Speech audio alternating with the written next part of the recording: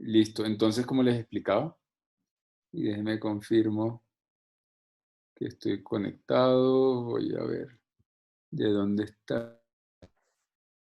Y creo que ahora me escuchan un poco mejor.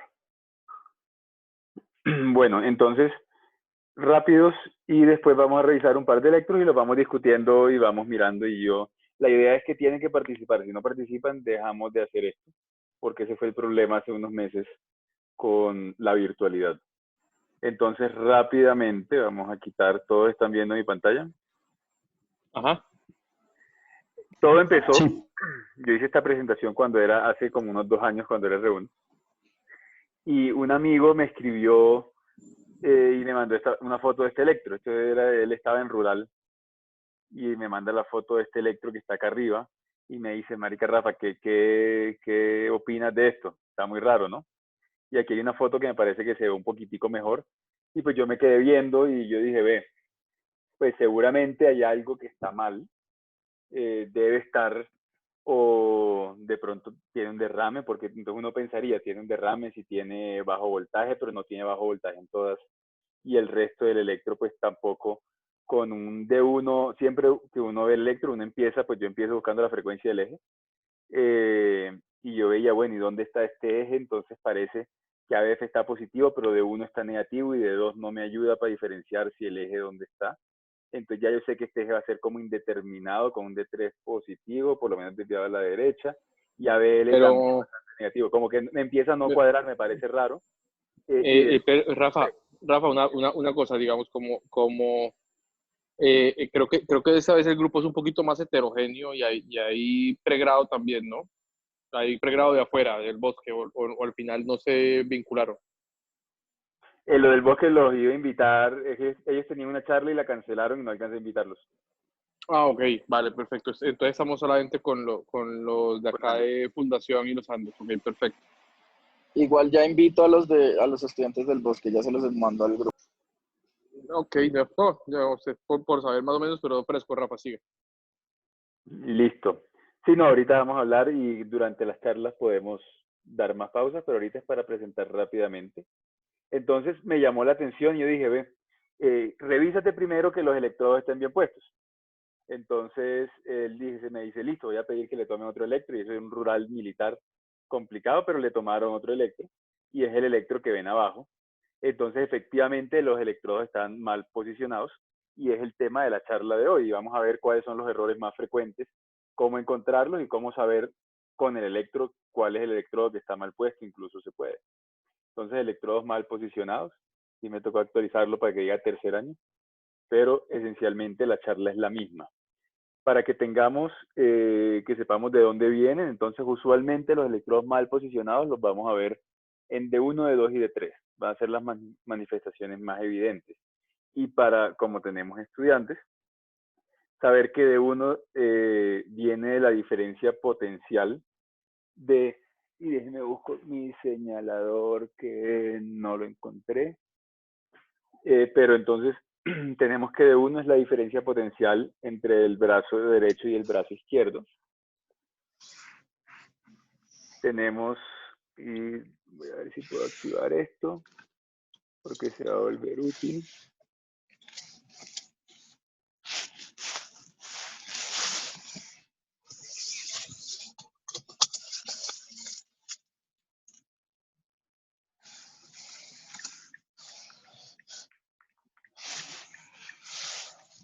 No se quiso conectar.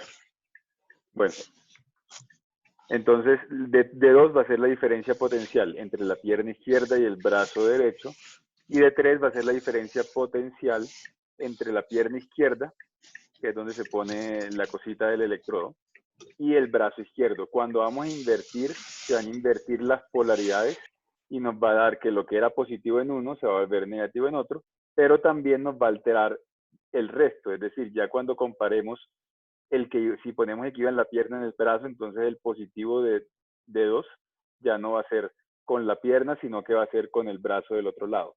Y nos va a cambiar qué dirección tiene la onda y vamos a verlo alterado. ¿Cuáles son las alteraciones más frecuentes? Inversión del brazo derecho y el brazo izquierdo, cuando le cambian el brazo derecho por la pierna y brazo izquierdo por la pierna izquierda. Yo sé que estoy yendo rápido, pero ya lo vamos a parar a ver en detalle. ¿Cómo se ven las alteraciones? Y eso se los adelanto porque la idea de la charla es práctica, no ponerlos a adivinar. Y esta puede ser la diapositiva más importante para que le tomen foto y lo tengan en el bolsillo. Entonces, cuando un electro parece que tiene dextrocardia, excepto en las precordiales, y vamos a ver un ejemplo, es porque hay una inversión del brazo derecho y el brazo izquierdo. Es decir, esencialmente estamos volteando cómo se está viendo el corazón y nos va a cambiar el eje de todas las derivaciones, de D1, D3 y ABL, AF y ABR. Cuando hay un cambio del brazo derecho a la pierna derecha, entonces, ¿qué es lo que sucede? Vamos a tener que D2, que era el que tenía la diferencia potencial, y miramos aquí, D2 entre la pierna izquierda y el brazo derecho. Cuando tenemos eso cambiado, la diferencia en amplitud esencialmente lo estamos subiendo y va a estar más cerca un electrodo del otro. Entonces lo que vamos a ver es un D2 de baja amplitud por disminución en la diferencia potencial entre las piernas. Eso es cuando se lo ponen en la pierna derecha. Imagínense si le ponen, el brazo está mucho más lejos, entonces la señal teníamos que amplificarla. Si lo ponemos en la pierna, pues no va a estar, no se va a ver. Cuando hay un cambio del brazo izquierdo a la pierna izquierda, va a haber una alteración del eje y va a haber una inversión en D3. Repito, inversión del brazo derecho y el brazo izquierdo, simula dextrocardia. Brazo izquierdo a pierna, D2 de baja amplitud, y brazo izquierdo a pierna izquierda, se va a ver una alteración del eje con inversión en D3. Entonces aquí tenemos el primer ejemplo. Esto también es un electro que tiene una de las siguientes alteraciones. Y voy a pasar enseguida a una R1, puede ser Daniela Sanabria, que la vi conectada ahí desde temprano, y nos puede decir qué alteración cree mientras algún estudiante nos cuenta cómo está el eje de este paciente. Y como no sé quiénes son los estudiantes, apenas calculen el eje, pueden interrumpir en cualquier momento. Entonces, Daniela, ¿qué opinas? Bueno, pues este debe tener una alteración de inversión del brazo derecho y brazo izquierdo. O sea, el QRS en D1 es predominantemente negativo, en ABF es positivo, pero en D3 es predominantemente positivo, así que es lo que tú decías antes, como que simula una dextrocardia. Entonces, pues yo pensaría que tiene la de inversión del brazo derecho y brazo izquierdo, la opción A.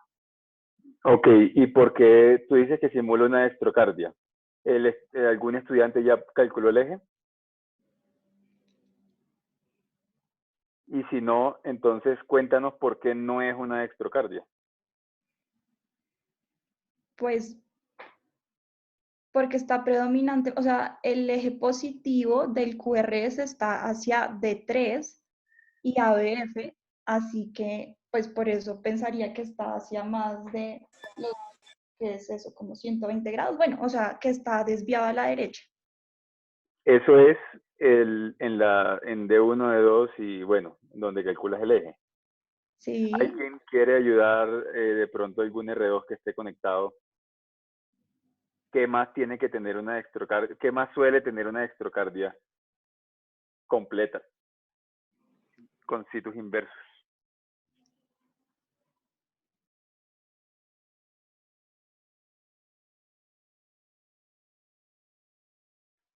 Bueno, me va a tocar meterme a ver quién está conectado.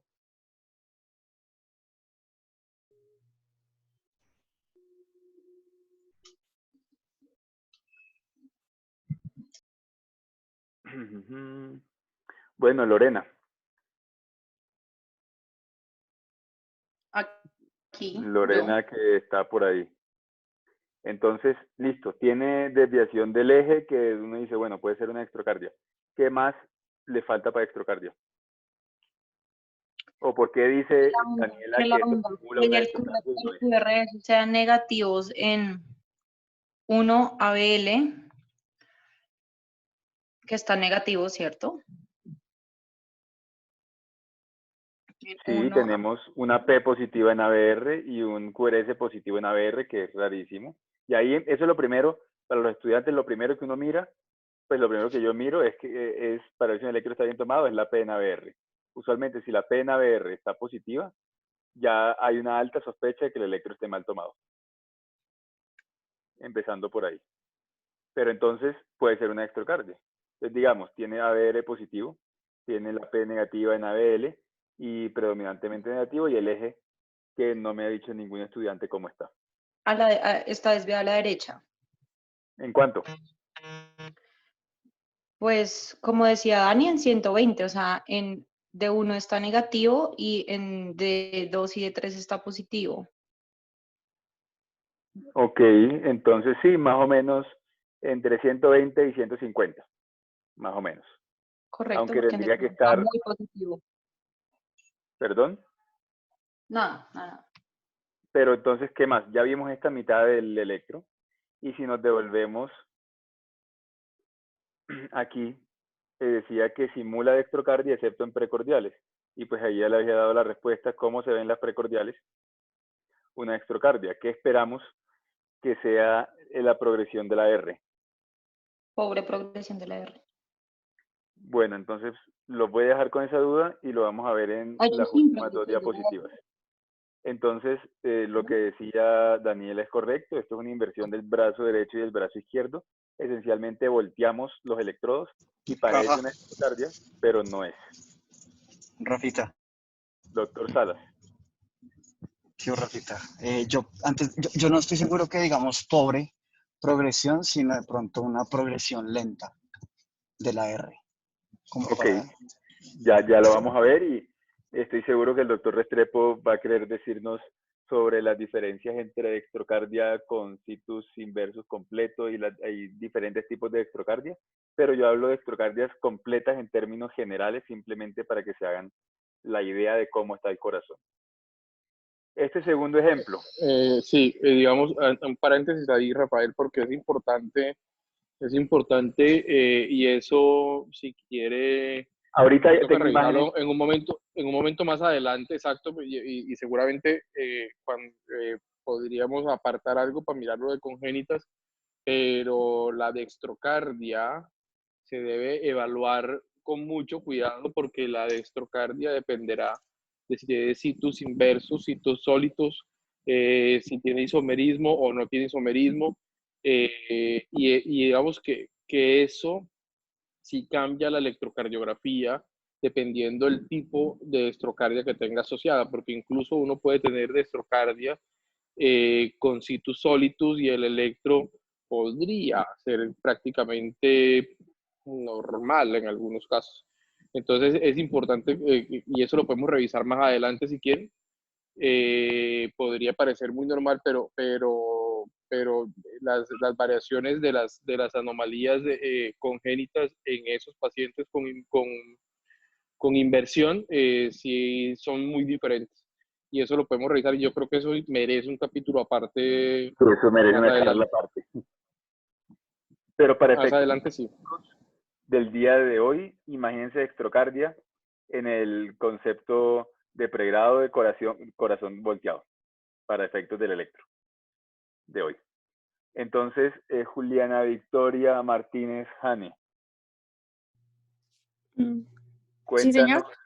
en este electro qué opinión le merece. Bueno, entonces, pues no tengo los trazos completos, entonces solamente puedo ver los QRS. ¿Sí? Entonces tenemos D1, perdón, el QRS es negativo en D1 y es isobifásico en ABR. Entonces, de entrada ya sé que el eje no es normal. ¿Segura?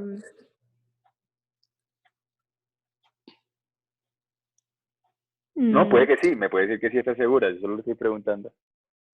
Sí, estoy segura. Es ¿Listo? ¿En cuánto isobifásico está en el eje? ABR. A ver.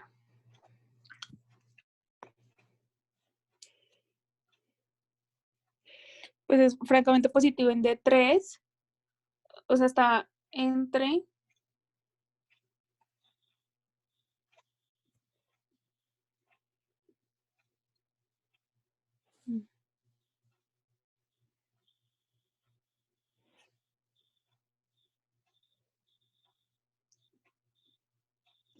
Doctora, lo Mire, estás haciendo, mira D1 y ABF. Ah, perdón, profe.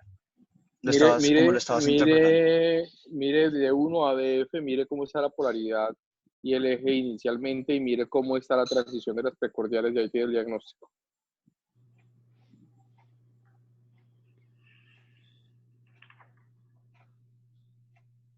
Está entre 90 y 180, o sea, el eje es derecho. Pues entre 90 y 180 es bastante amplio. Em,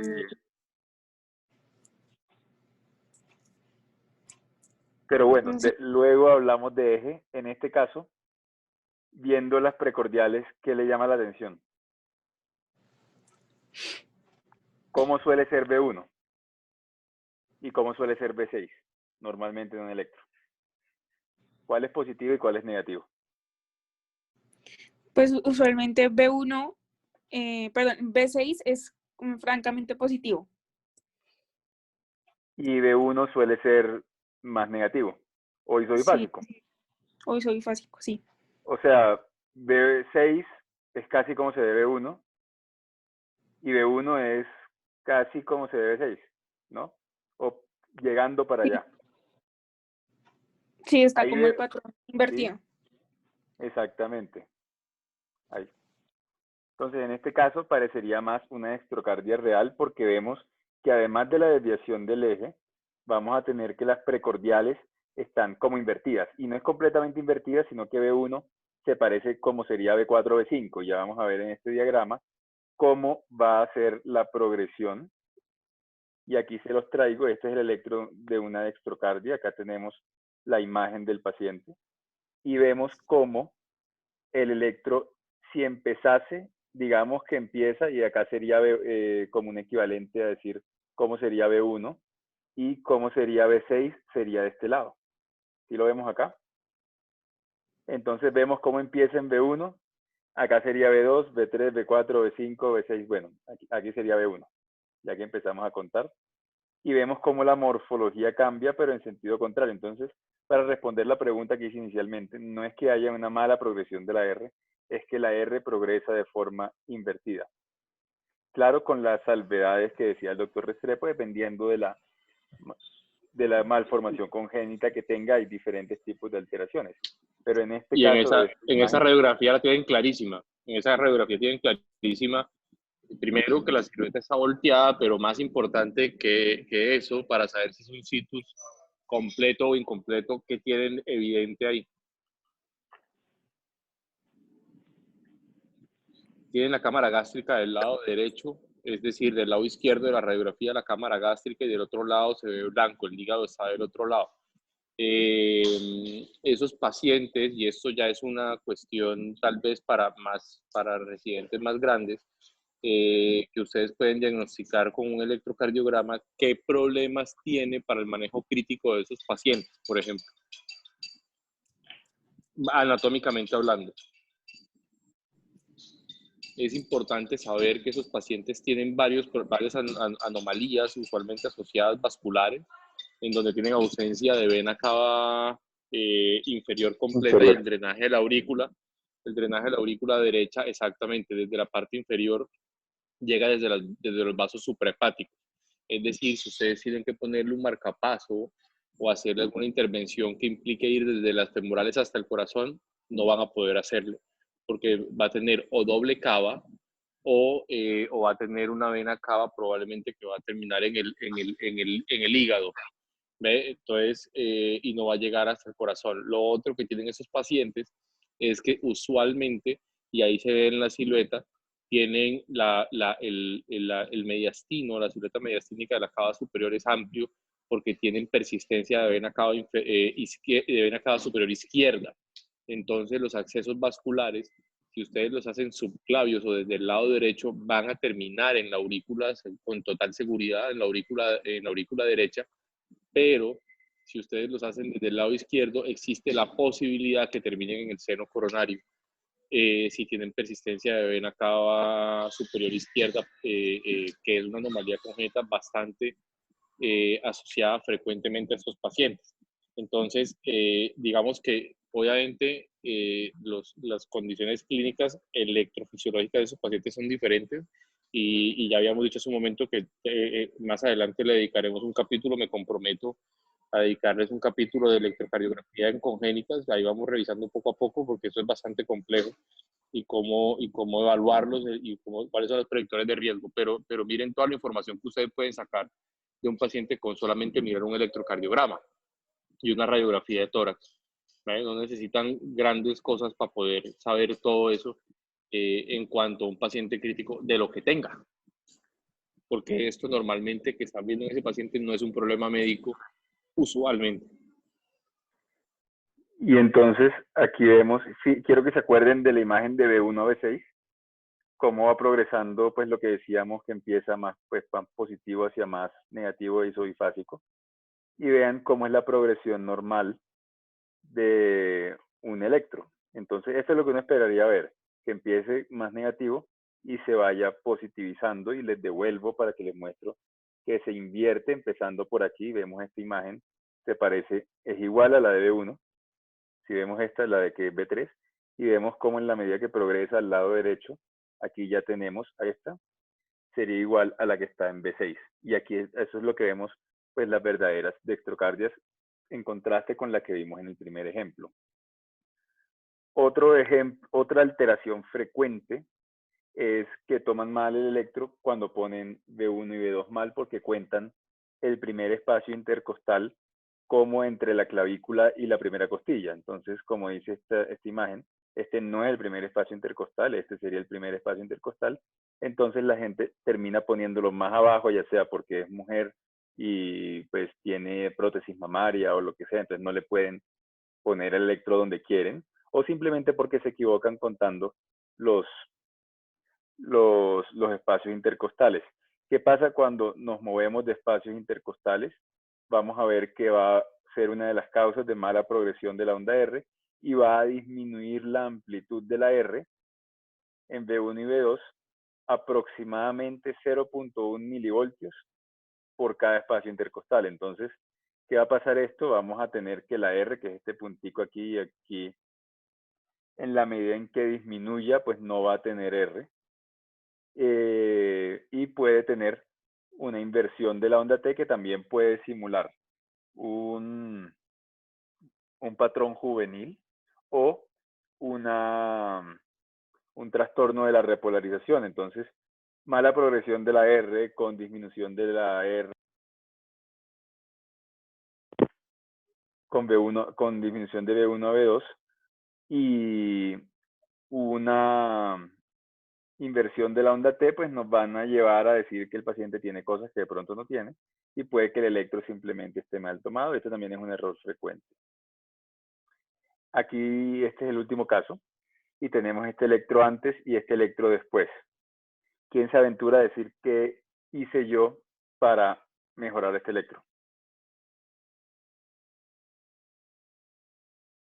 Primero, ¿qué alteración ven en el primer electro? O sea, ¿qué les llama la atención? No sé, Samantha. Profe, lo que más me llama la atención podría ser el voltaje que se ve en el primer electrocardiograma, en las derivaciones en D1, D2, D3, el voltaje se ve muy pequeño. En cambio, en el después, el voltaje se ve mucho mejor, el QRS. Correcto, entonces el primero, el voltaje se ve bajito, en especial en D2. Y vemos llamativamente que ABR es completamente isoeléctrico, no tiene ni siquiera una rayita. Sí, señor. Pocas cosas hacen una línea completamente isoeléctrica y lo más frecuente es un electrodo dañado. Es decir, que no está captando nada. En este caso, ¿qué electrodo pensaría que está dañado si ABR es el que no le está cogiendo? Pues el que va para... De brazo derecho. Para el brazo derecho. Y si el que está para el brazo derecho no sirve, pues ¿qué va a pasar con dedos, con las derivaciones que hacen diferencias potenciales con el brazo? Pues todas se van a ver menor. En este caso, el cable estaba roto, cambiaron el cable y mejoró el electro.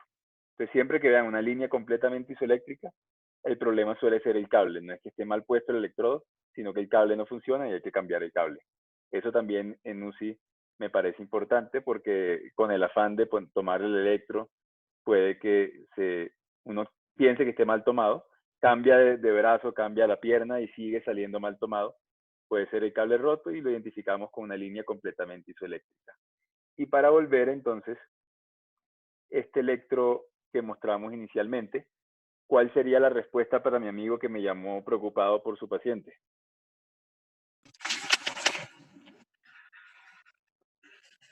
Un cable que no está funcionando en D2. Pero entonces fíjese en D2 que no está completamente isoeléctrico. Es decir, tiene muesquitas y tiene cositas. Está captando algo. Si está captando algo, el problema ya no va a ser que el cable no sirve. Además que mire que las unipolares todas están captando. Entonces el cable funciona. Cambiar el Un cambio de brazo. pierna derecha. Sí, un cambio de brazo derecha, pierna derecha. Un cambio de brazo derecho a pierna derecha, que es el que me causa la baja amplitud en D2. Entonces yo le dije, cámbiele el electro, que el de la mano y el de la pierna los invirtieron, y efectivamente, después tomaron el electro, y eso era. Y uno queda descrestando ahí internas, sabiendo ya cuál electrodo es el que estaba más mal posicionado, solo viendo el electro.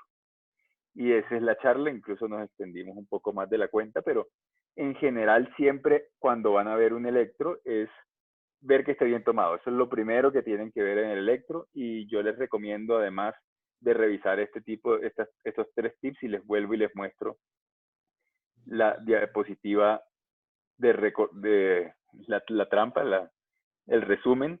Son los 3 cambios más frecuentes, y empezar revisando la PNABR. Si la PNABR está positiva, empiecen sospechando que puede estar mal tomado el electro. Y ahora nos quedan 25 minutos para completar la sesión y podemos alcanzar a revisar 1 o 2 electros en nuestra página favorita de electros. Entonces aquí la dinámica, y esta es la dinámica también para que los residentes nuevos sepan, nosotros colocamos, eso no importa, electros al azar, y nos hace una pregunta y nos muestra un electro. Aquí la pregunta es la siguiente. Paciente femenina de 90 años que ingresa a urgencias por disnea y ya se descartó infarto. El electro muestra cuál de los siguientes cambios. Y tenemos el siguiente electro. Entonces, para estos ejercicios lo que hacemos es una lectura completa del electro. Y si quieren, aquí yo creo que se alcanzan a ver todas las derivaciones con los cuadritos bien. Y de pronto nos puede contar alguien. Ahí sí cualquier R1 puede ir pensando en voz alta mientras lo trata de leer. Alguien que no haya hablado todavía. ¿Quién? Se pone la 10 o los selecciona. Y si no, entonces Dieguito nos ayuda con la interpretación del electro. Bueno, Daniela Sabac.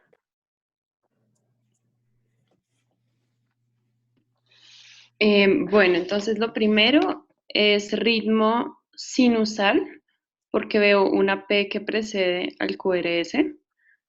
Ok, Daniela, listo. Digo ritmo sinusal, eso es lo primero. Entonces, defíname qué es un ritmo sinusal. Un ritmo sinusal es que haya una P que precede a cada QRS. Ajá, ¿qué más? Que haya un RR regular. No se me adelante porque uno puede tener arritmia sinusal y el RR no es regular. Entonces, cada P precede a un QRS, entonces todos los QRS están precedidos ahí, digamos que de una P, más o menos. Ok, ¿qué más debe tener un ritmo sinusal? Que cada QRS esté después de una P. Ok, entonces Profe. cada QRS está después de una P, señor. No, que sí, que le iba a sugerir a la doctora que en el D2 largo con esa primera característica de que cada... No, pero incluso en los cortos también se ve clarísimo. Sí, señor. Se Ok. ve clarísimo. Entonces, es importante, Daniela, entender que para esto tiene que ser una bola negra y una negra en bola. Las dos cosas deben cumplirse. Entonces, cada QRS precedido de una P y cada P produce un QRS. ¿Eso lo está viendo en el electrocardiograma?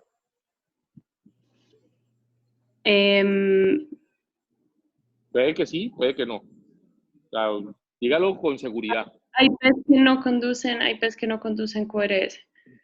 Ok, listo. Entonces, ya vamos en que no en que no pareciera ser un ritmo sinusal. ¿Ok? ¿Cómo debe ser una P sinusal? Debe ser... Tranquila, de hecho, no se angustie por esta vaina porque todos empezamos así, fresca. Ok, Todos debe ser una... empezamos patinando.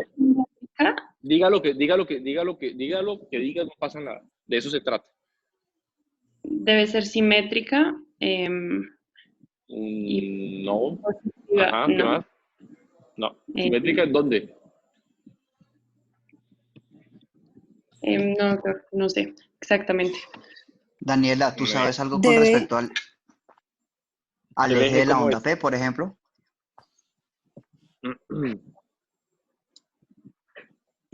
El eje de la onda P, es decir, que debe ser positiva, que debe ser negativa en ABR siempre,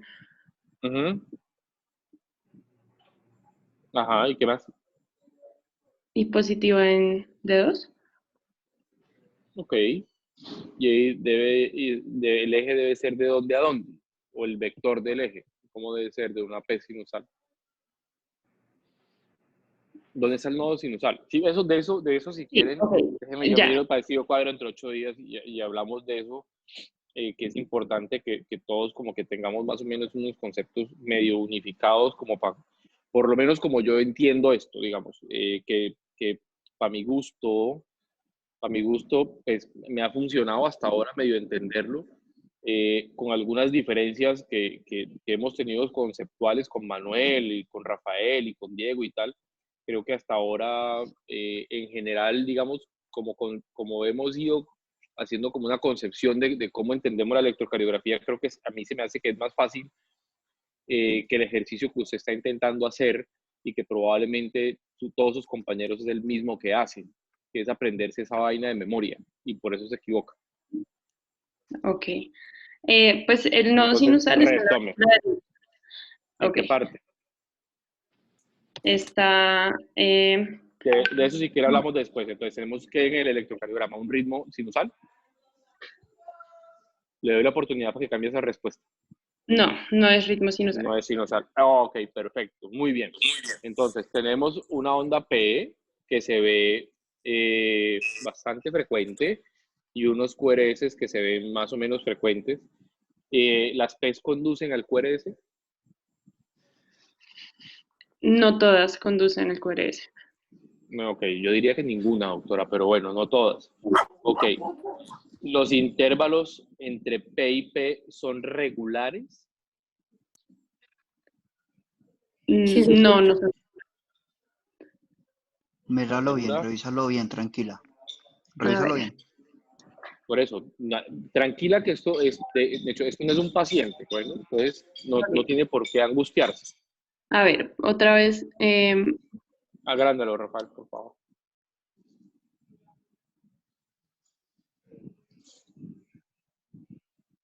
Ok, entonces,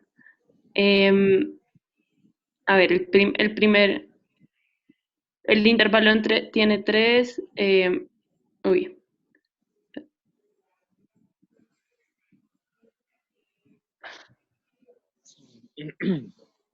Creo que sí son regulares. Parecen regulares, pareciera, no sé. Yo no lo he medido, pero pareciera, no sé usted que está poniendo como un caliper ahí, me da la impresión, o simulando un caliper, Rafael, no sé si le está dando la misma distancia. Sí, aquí Ya. estoy poniendo como el equivalente, ahí se ven las líneas amarillas que Ujú. muestran que las P's todas tienen un intervalo Un intervalo más o menos regular. regular. Ok, listo, perfecto. Ok, si miramos, los CRR son irregulares, pero tiene que. ¿Qué le llama la Pero, atención de los CRR? pero son regulares o bueno, Son completamente irregulares. sí. Em, Unos pero son, entre ellos parecen, no. Digamos que iría la aurícula por un lado y el ventrículo por el otro. Entonces podría ser un bloqueo de tercer grado.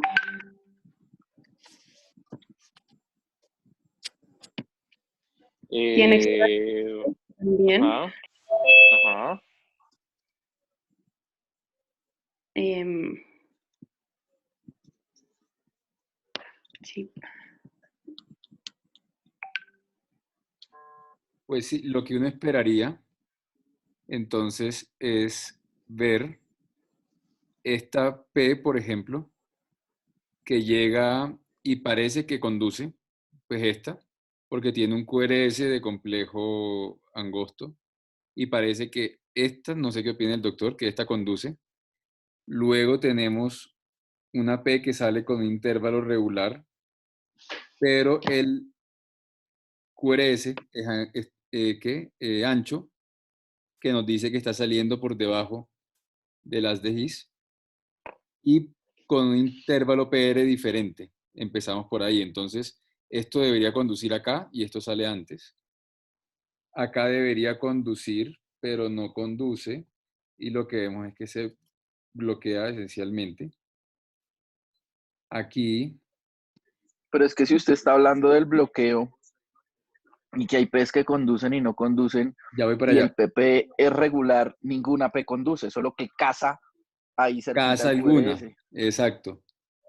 Pero no, estoy haciendo también para una introducción a los diagramas de escalera como para que se vayan ubicando. Ok, digamos que sí, digamos que bajo la teoría de Rafael la P está conduciendo al QRS angosto, la clave estaría en mirar en los QRS angostos cómo está el PR en uno y otro y el siguiente. ¿Cómo está el PR? Mira el primer PR, pases al siguiente QRS angosto, que es Que el tercer sería, QRS que tiene marcado, y mire ese PR, pero mire este. completamente diferente. Pero Ok. este tiene una morfología diferente y este no estaría conduciendo, pero este, No, ese es angosto, ese es el mismo inicial. Es exactamente el mismo inicial, sino que tiene la P más cerquita, ¿ve? Del QRS. Entonces, si quiere, siga a la derecha. espéreme y se lo medimos. El PR. Y se lo cambio de color. Recuerden que se está grabando la charla, ¿no? Sí, sí, No, sí. pero eso es para nosotros.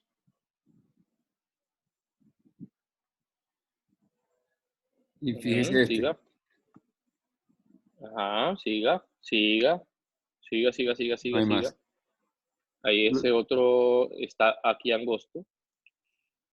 Ajá. ¿Sí ve?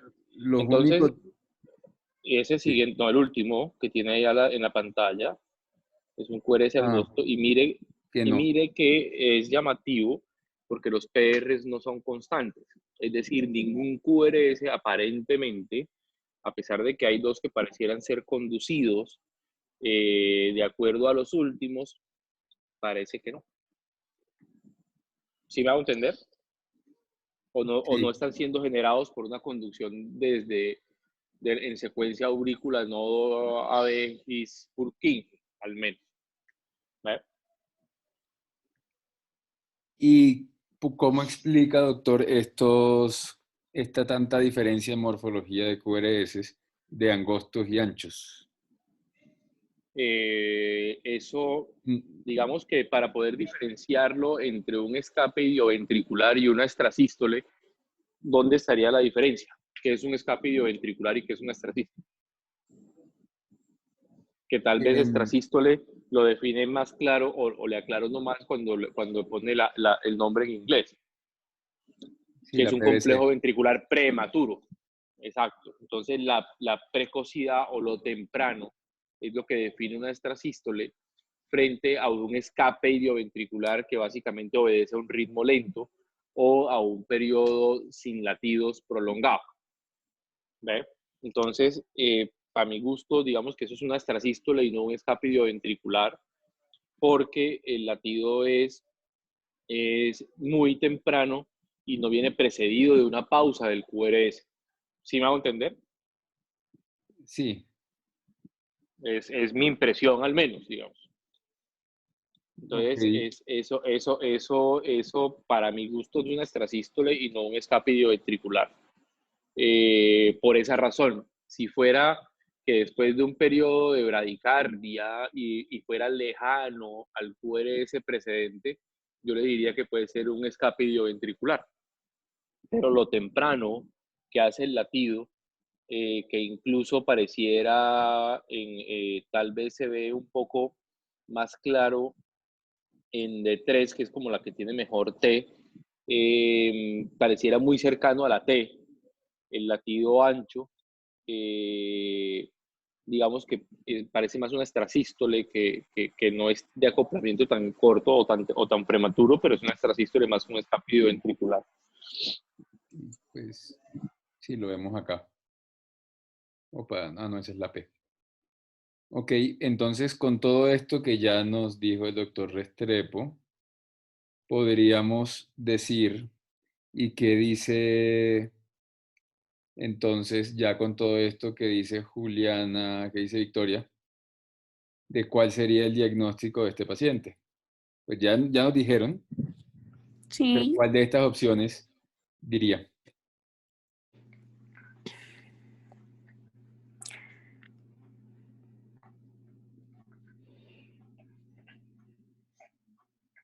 Pues yo ¿Quién diría era que lo que estaba haciendo? ¿Quién era que lo estaba haciendo desde un principio? ¿Usted? Daniela, Yo, sí. doctor. Yo. Exacto, termínelo, fresca, termínelo. Qué pena, doctora, pero es No, que no, ya no. quien empezó que lo termine. Yo, doctor. Entonces, la P o la aurícula, ¿cómo está funcionando? Apréndanse que tiene que separar idealmente cómo es la P del QRS, que son dos cosas completamente distintas, ¿no? Por eso a la P se le puede calcular eje y todas las vainas. Entonces, Ah, ¿el ritmo de la P cuál es? El ritmo de la aurícula. Es un es ritmo que viene ¿de dónde?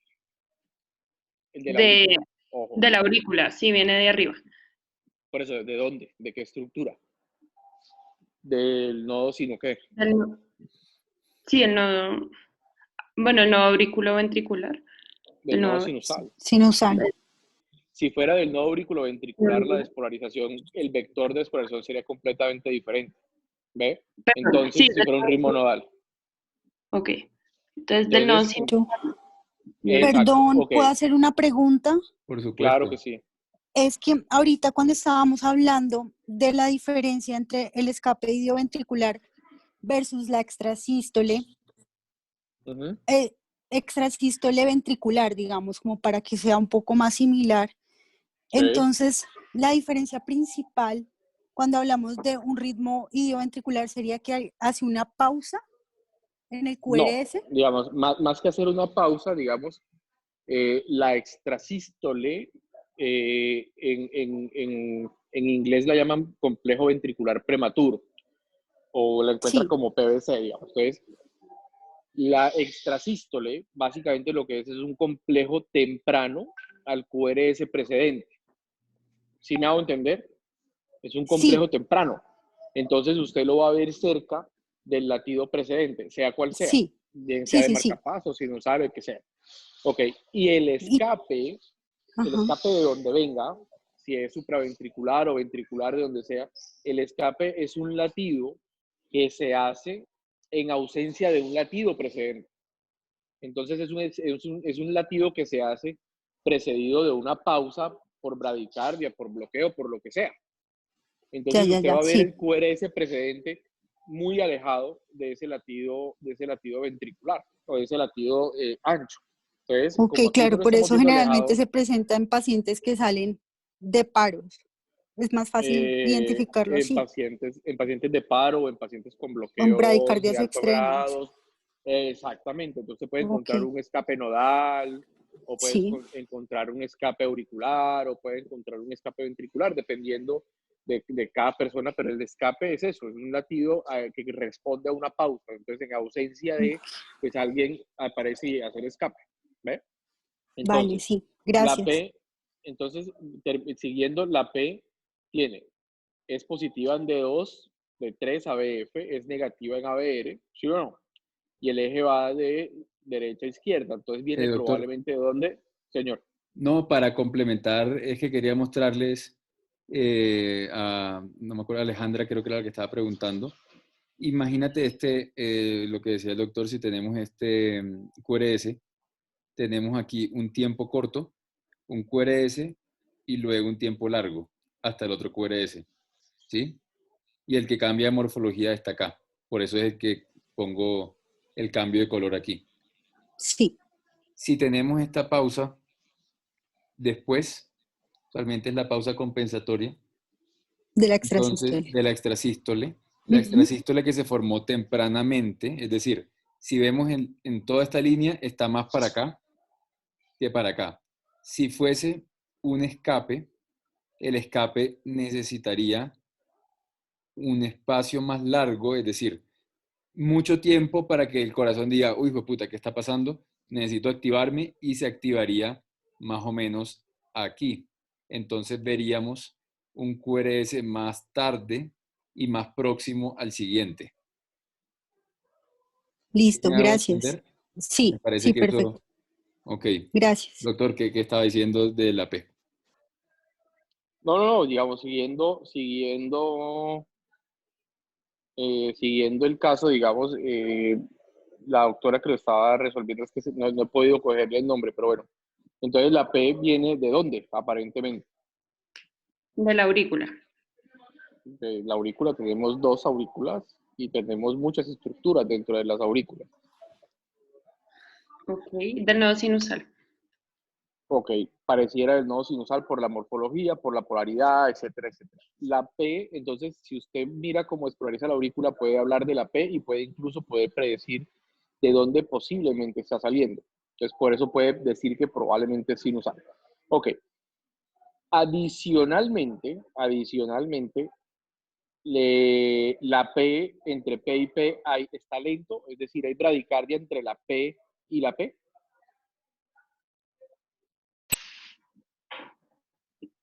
Entre la P y la P, Eh, no, no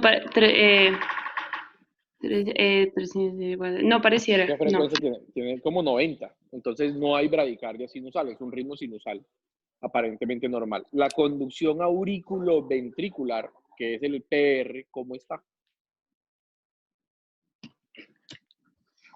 Pues en principio las aurículas no están conduciendo al, digamos que no todas las P's, como dijimos, no todas las P's preceden QRS y no conducen al ventrículo.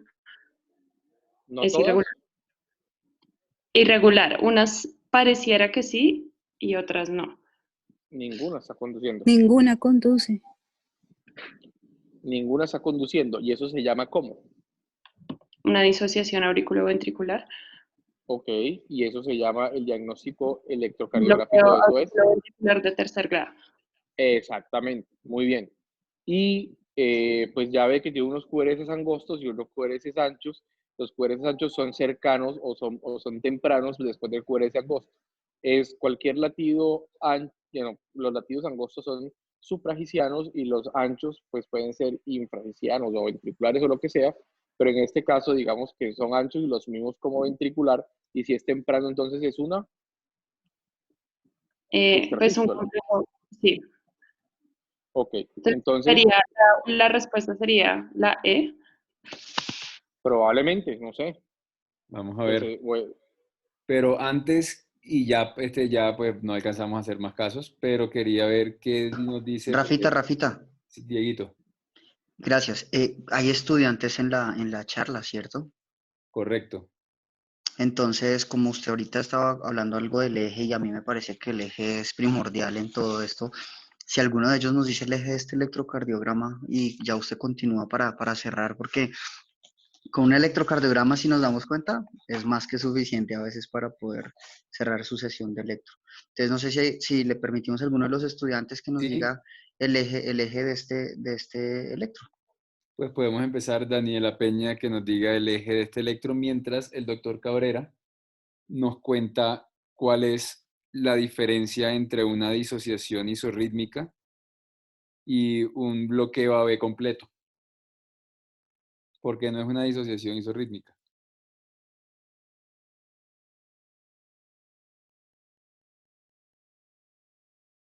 El que quiera empezar.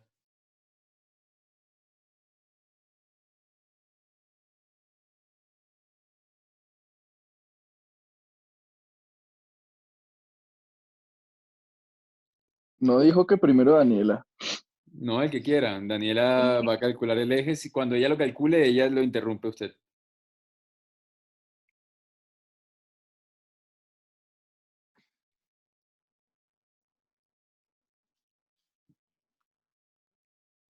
Pues creería que está en... Ah, no, sí. Primero me puede Ah, decir normal o anormal, y eso lo puede saber en 3 segundos. está anormal, por lo que, pues, en primera instancia uno ve primero en D1 y ABF. Normal sería que en ambas estén positivas. En este caso, pues en D1 Listo, sí está entonces positivo, sí. pero ¿Y qué en más? D1, en ¿Cuál D1 es está la positivo y otra en B, derivación que mira?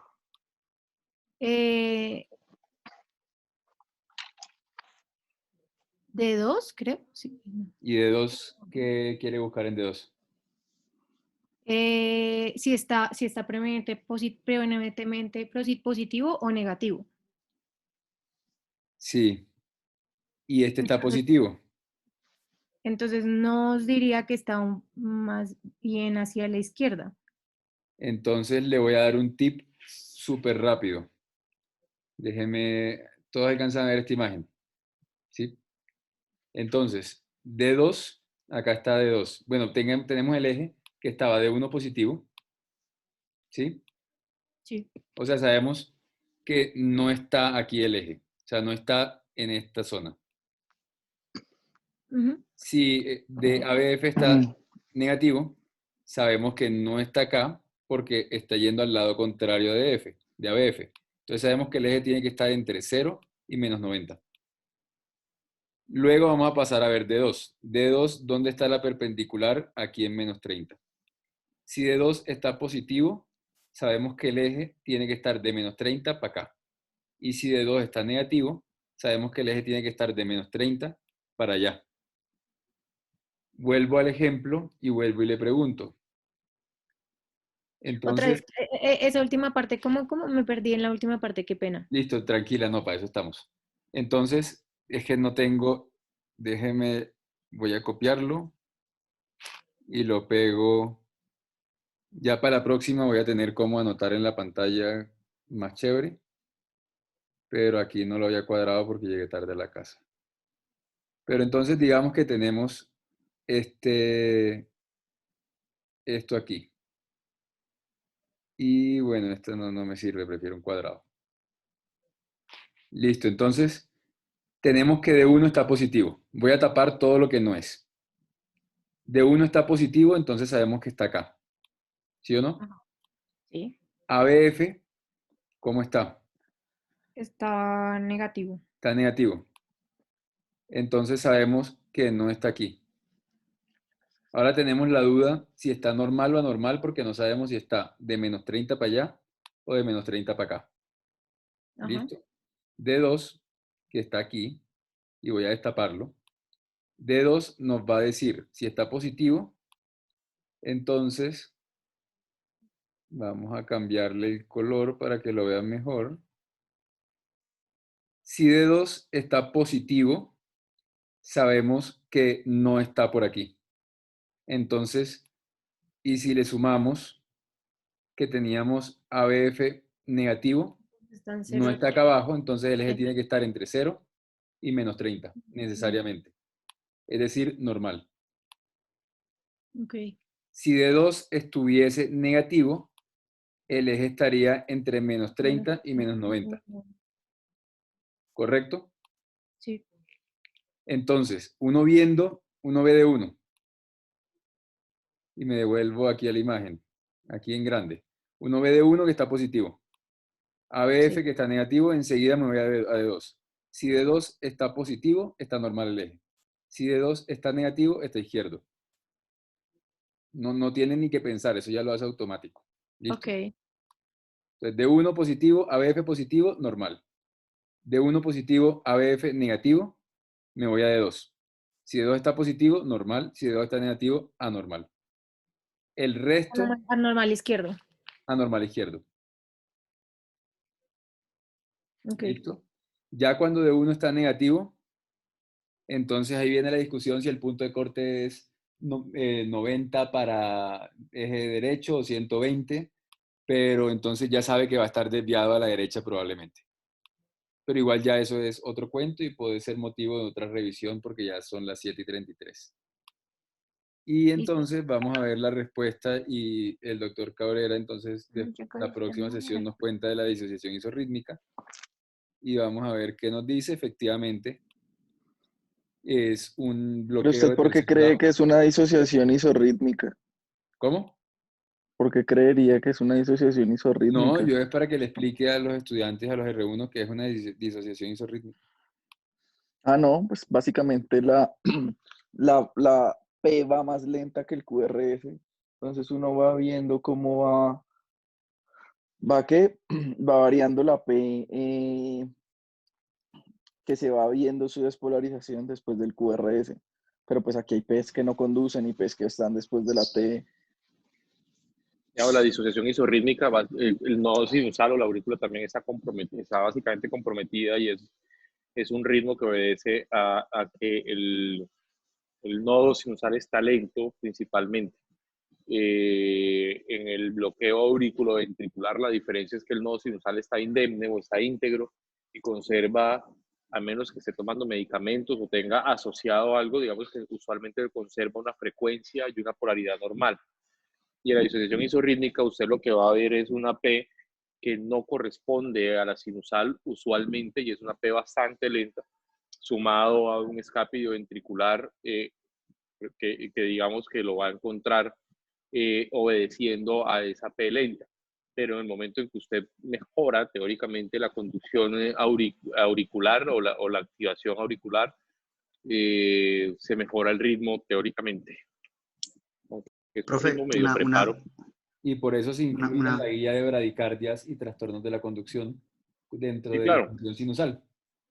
Exacto, es doctor, diferente porque es una bradicardia, no es un trastorno de conducción esencialmente y es un ritmo preparo y digamos que obedece más a una condición crítica de pacientes que a una enfermedad de conducción como es el bloqueo auriculoventricular. Señor Diego. no, que entonces también una de las cosas que uno ve, por ejemplo, para la, para la disociación isorrítmica, es que ese foco ectópico, digamos que genera la contracción ventricular, es muy parecida a la del ritmo sinusal, como Juancho lo decía, o sea, por eso es isorritmo. Se parece mucho a la frecuencia, o sea que la frecuencia es muy clave para poder hacer la diferenciación, para que te lo tengamos en cuenta. O sea, la frecuencia tanto de la P como la frecuencia a la que va el ventrículo nos puede ayudar para que uno hable de isorritmo. Sí, como vemos aquí, una P que no se ve y de repente se ve, pero parece que está conduciendo, pero tiene un ritmo muy similar al del ventrículo y así es como a veces uno se confunde con los bloqueos AB, pero son cosas diferentes. Y a eso iba el mensaje, para saber que no es lo mismo, pero también será motivo de otro día. Y bueno, muchas gracias. Espero que les haya gustado su primera sesión de electro. La idea es, así como lo hicimos hoy. Pero, profe, en la disociación isorrítmica no tiene que ir más lenta la aurícula que el ventrículo. O sea, primero, pues de forma variable, pero Usualmente sí. Obedece más porque esa que mostró Rafael no parecía, pero no sé. pues digamos, usualmente sí, no necesariamente pueden ir casi que a la misma frecuencia, pero digamos que usted como tiene por bradicardia incrementado el automatismo ventricular, pueden estar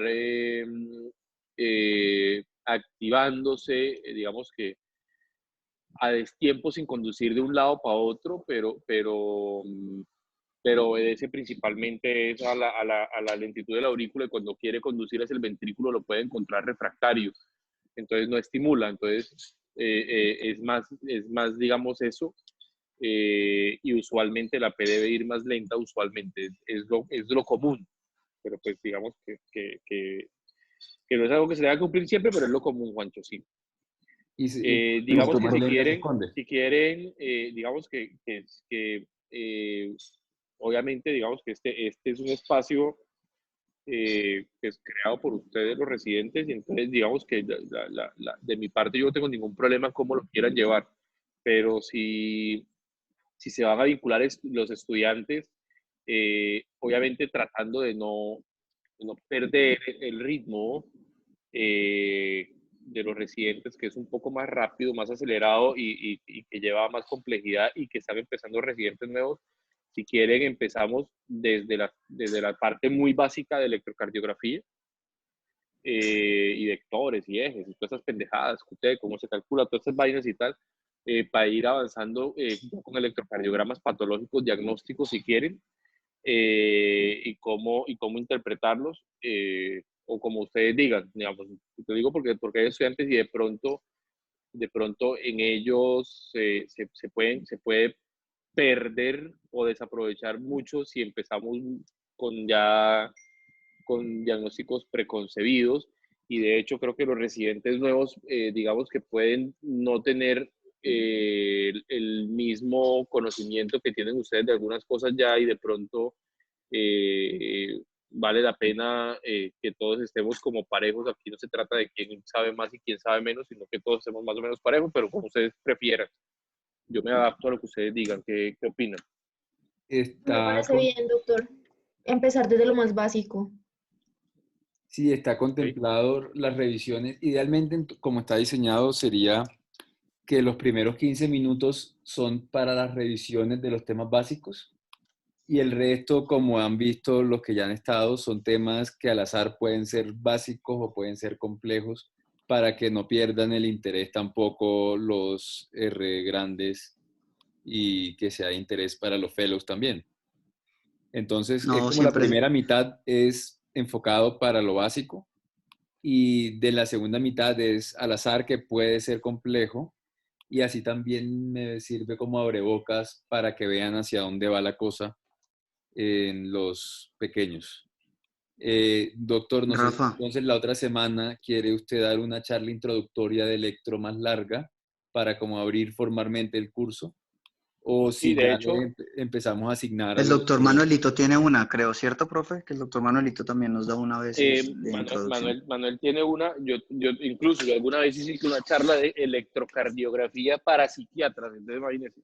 Entonces, si los psiquiatras pudieron Severo. aprender electrocardiografía, pues yo creo que nos puede servir a todos como algo muy básico, tomar como alguna base de eso, y empezar como de las vainas muy básicas, porque digamos que la idea de los estudiantes es que no terminen como terminé yo el pregrado, sin saber un carajo. Y digamos que yo les insisto por lo menos en que parte de lo que intentamos hacer es no enseñarles como tal criterios diagnósticos de nada, ni que se aprendan la imagen de un electrocardiograma X o Y o tal, salvo casos muy puntuales en donde sí es necesario saberlo, pero aquí la idea de esto es entender la electrocardiografía de manera analítica y crítica, para poder hacer diagnósticos electrocardiográficos y poder entender, digamos, sin que ustedes se sepan los criterios de nada, cómo poder interpretar un electrocardiograma y entender el por qué se dan los cambios de una cosa o la otra, más que se los aprendan, porque cualquiera puede aprenderse algo de memoria ya y pasar el examen, pero pues se le va a olvidar claramente al poco tiempo, y de eso no se trata. Porfa, Rafa, no se olvide de los retos. Acuérdese que con el doctor Restrepo alguna vez, en algún momento, meta los retos del JAMA, meta los retos de Circulation, que son electros para todos, desde los estudiantes, internos, residentes y los fellows. Entonces, cuando pueda, no olvide meter los retos. Gracias. Lo tendré en cuenta, Dieguito.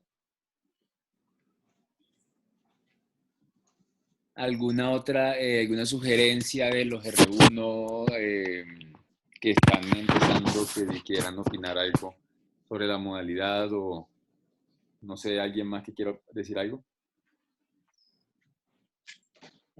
Yo sí quedé con la Muchas duda gracias. de por qué, con el análisis del caso que mostraron, porque dice la respuesta que es ritmo sinusal. O sea, ya habíamos quedado que Un era un ritmo bloqueado de... sinusal.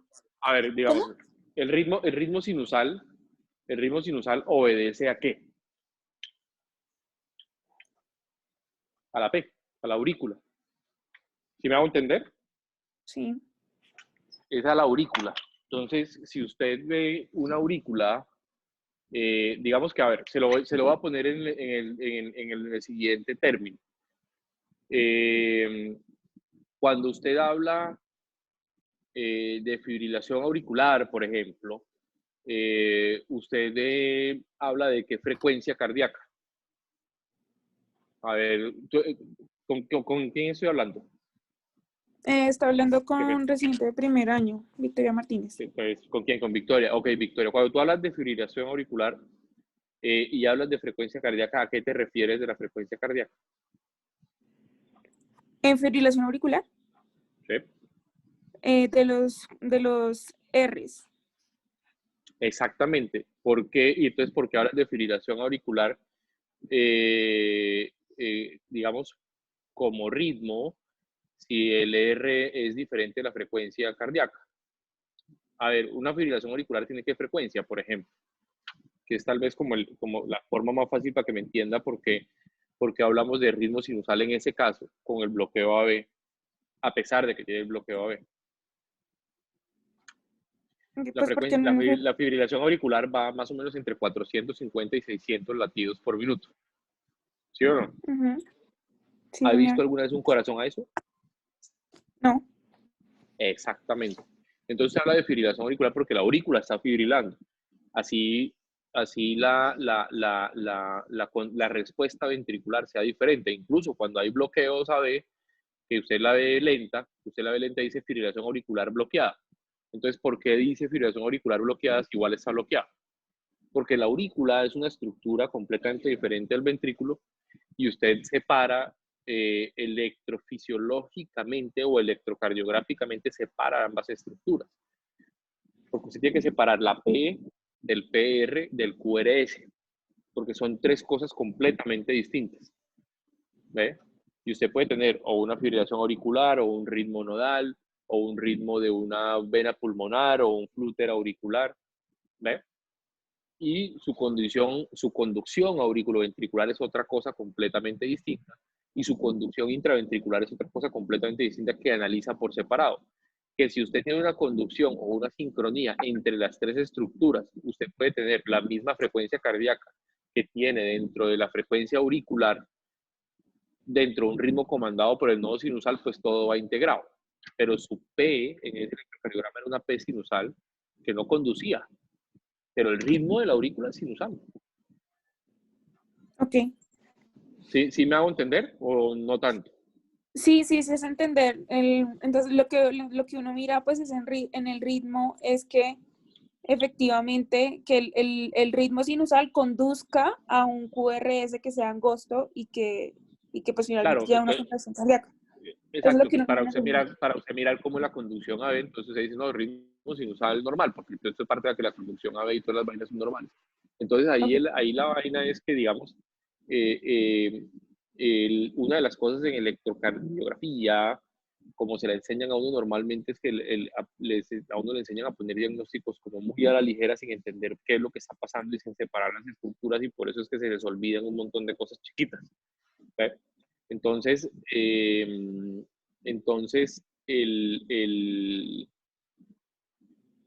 punto aquí es que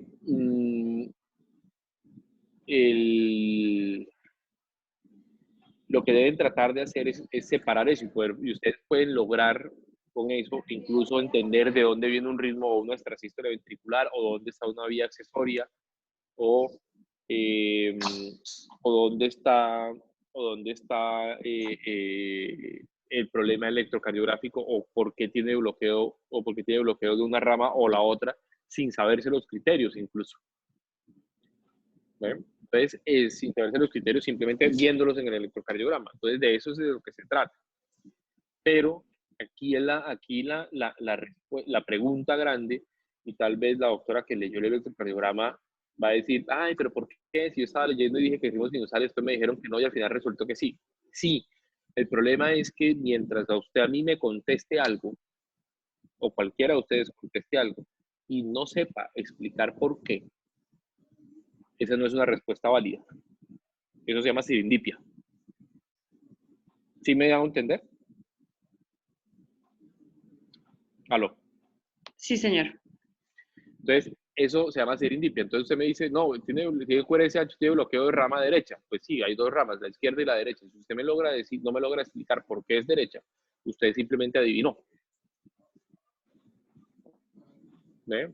Es para mí eso. Entonces, aquí de lo que se trata, y con Rafael, y con Diego, y con Juancho, y digamos con los demás que estén por ahí conectados, que hemos tenido la oportunidad, de lo que se trata no es de que contesten, sino que sepan qué es lo que están contestando y que lo entiendan, y que entiendan el por qué están diciendo eso. No que contesten y ya, porque esto no es un examen. Aquí no se pone nota. Aquí no se evalúa nada. Esta vaina es completamente, digamos, que una iniciativa de ustedes. Esto no tiene ningún rédito académico, entonces no se trata de contestar por contestar o de tratar de atinarle a la respuesta, sino encontrar la explicación de lo que están diciendo, para que se den cuenta que realmente saben las cosas, no simplemente el contentillo de, ay, contesté bien, ¿y qué? No, pues porque contesté bien. De eso no se trata. O yo por lo menos no acostumbro a poner notas en nada de lo que hago, es precisamente para eso, para que la gente lo haga por gusto, no por una nota.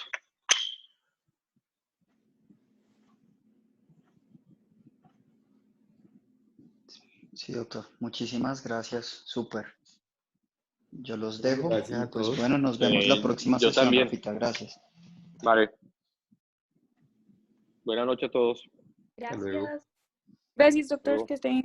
Gracias, hasta luego. Lo mismo. Gracias.